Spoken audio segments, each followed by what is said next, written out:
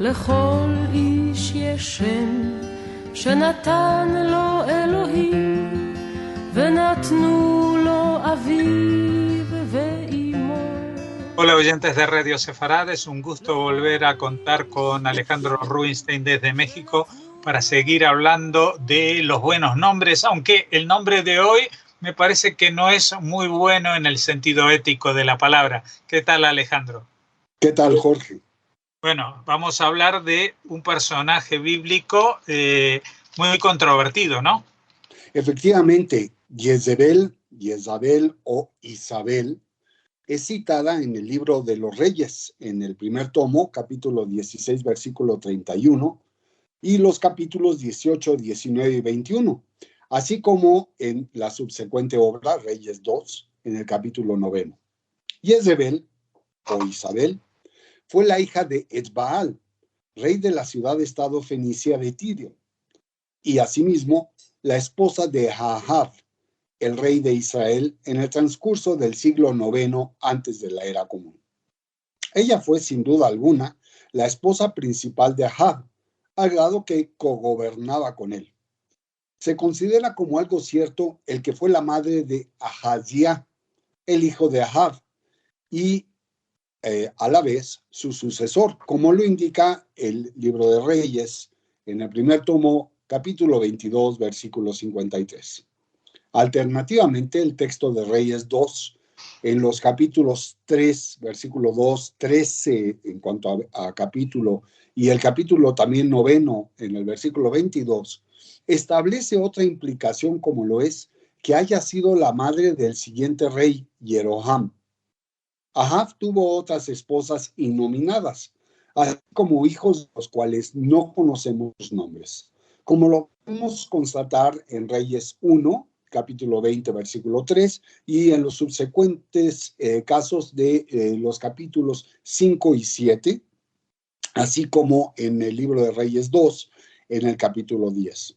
Por lo tanto, no queda claramente demostrado que Jezebel haya tenido hijos, o más específicamente, que haya sido la madre de Atalia, la única mujer que sería más tarde reina de Israel.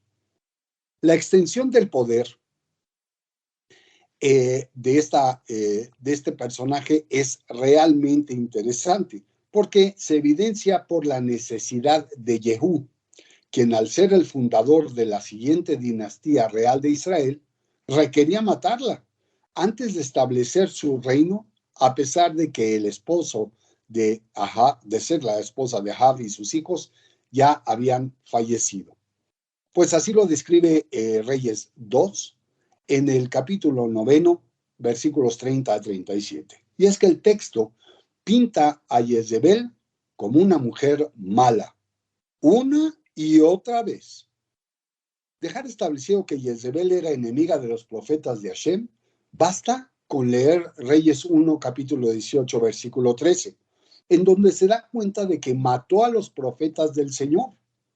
Por otro lado, hay 450 profetas de Baal y los 400 profetas de Asherah, quienes comen en la mesa de Jezabel, ya que así lo informa el capítulo 19 de la multicitada obra. Esto nos viene a indicar su preferencia hacia deidades ajenas naturalmente a las de nuestro Señor.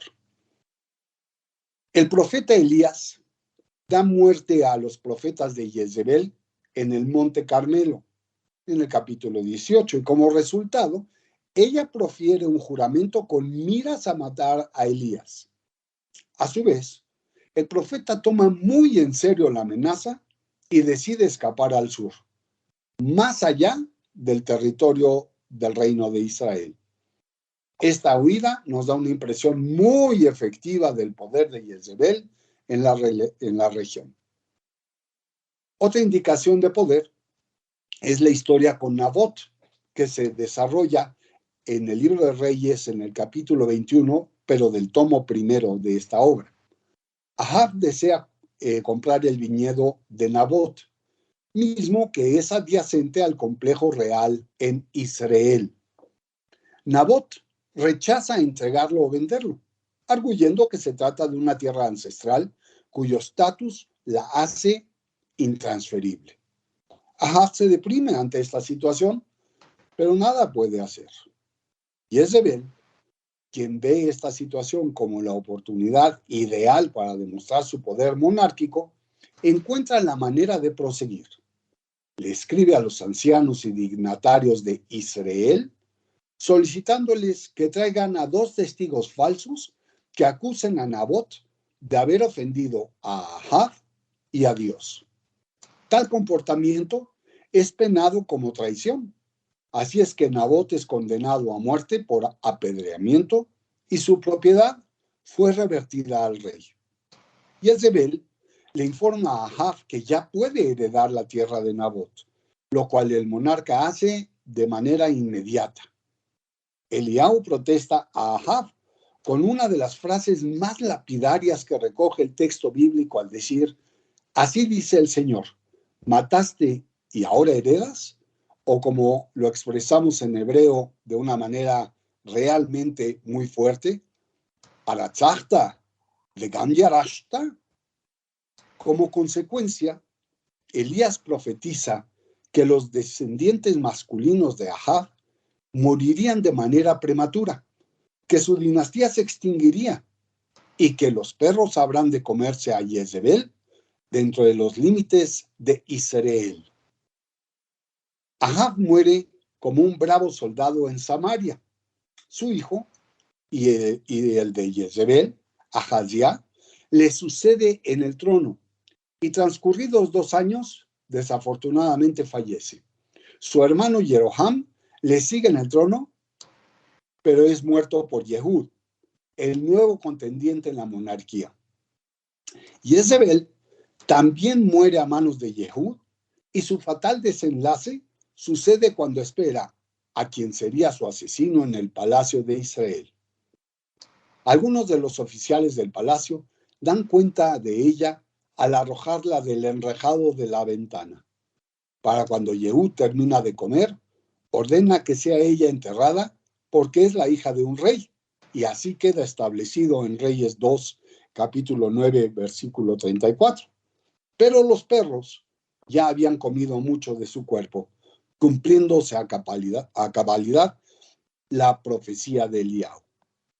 Isabel es caracterizada como plenamente mala en el texto bíblico, y más allá de él. Es en el Nuevo Testamento en que este nombre es un genérico asociado con la prostitución y de una adversaria femenina infiel a Dios. En la tradición judeocristiana se le considera como el mal encarnado. Un aspecto interesante es analizar que la Biblia nunca le reconoce el título de reina, y sin embargo, es precisamente el rol en el que se desempeñaba. Algunas fuentes judías posbíblicas determinan que 4 mujeres ejercieron su gobierno en el mundo: Jezebel y Ataliah de Israel, así como Semiramis y Vashti de las naciones gentiles, como lo declara el Midrash del libro de Esther, conocido como Esther Rabá.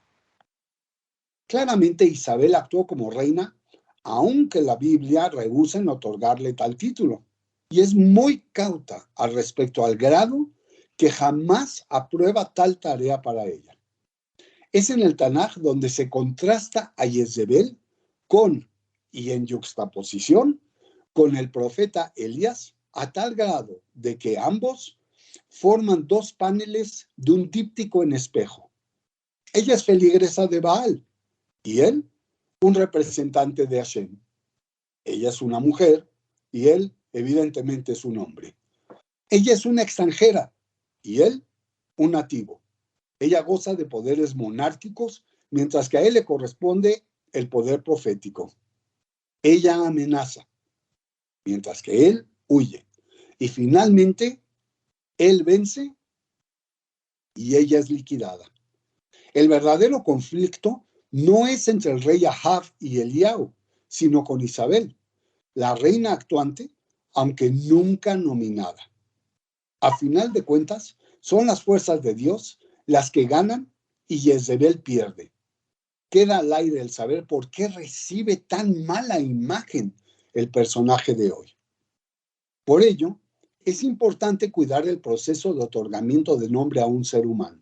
Las cargas históricas, cabalísticas y gemátricas, si bien no definen a la persona, sí le proporcionan un bagaje que debe considerarse en el devenir de la vida del o la portadora de un nombre. Isabel proviene del hebreo Isabel, cuyo significado es impura, no exaltada y hasta un montón de estiércol. Sin embargo, visto en otras culturas, el onomástico deriva de idiomas meso-orientalistas, en donde el vocablo Zebul le da sustento y significa que la deidad Baal existe. En este sentido, el hebreo declina el nombre en un significado alterno por el de Izebel, otorgándole la connotación contraria de que Baal no existe. Axelah, lo robado. Tamé, impuro. Bekojajá, con tu fuerza, son tres vocablos que se ajustan a la gematria de este nombre, que se escribe con Aleph, que vale 1, Yod 10, Zain 7, Bet 2 y Lamed 30, por lo que su número definitorio es 50. Y bueno, ¿qué hay en cuanto a este nombre desde el punto de vista de popularidad y de distintas fórmulas? Pues hay que tomar en cuenta que al ser un nombre muy popular en el Reino Británico, pues lo vamos a encontrar con distintas declinaciones, como resulta ser el de Isabela o el de Elizabeth, y también el de Isabel, escrito con Z en el portugués brasileño, Isabel en francés, y podemos encontrar otro tipo de expresiones, como son las de Isabel en armenio, las de Elisa, Elsa, Isa, Liana, Liliana, Lisa, Elisabetta y la propia Isabela en italiano. También tenemos en otros idiomas, como resulta ser el escocés, a donde existen voces como Elspeth, Ishbel, Isobel, Lilias, también en el serbio, Jelica, Jela, y Elisabetta, que esto también se repite en otros idiomas eslavos. En cuanto a diminutivos, es muy común en España y en los países donde hablamos el castellano, el utilizar la voz Isa, en portugués Beliña, en inglés Bella, Bell, Ibi, Isi, Izzy, Libby, Libby y también Sabella, aunque menos común. Esto sucede en cuanto a lo que pudiéramos decir las distintas variantes del nombre. Pero ¿qué sucede en cuanto a su popularidad? Pues bien, resulta ser que este nombre sí es bastante popular, naturalmente, y lo podemos encontrar en Estados Unidos, en Inglaterra, naturalmente, en España y en varias otras naciones. Por ejemplo, en Australia, en Noruega, en Portugal, en Irlanda, en Italia, en los Países Bajos, en Chile y en Nueva Zelanda, también hay registros de la popularidad de este nombre. Si bien en Portugal hay una tendencia creciente, en Francia prácticamente ha caído en el desuso, al igual que en Noruega. En España es de manera intermitente, pero no tiene una tendencia hacia el incremento. Sin embargo, como lo estamos comentando, en Italia es muy, muy alta su presencia. Y en Estados Unidos, que como siempre lo comento, el país donde existen todo tipo de manejo de cifras, aparece como un nombre que es prácticamente el 0.12% de las preferencias de Estados Unidos y de manera creciente lo están utilizando. Esto hace que sea un hombre que tiene y que goza de buena salud.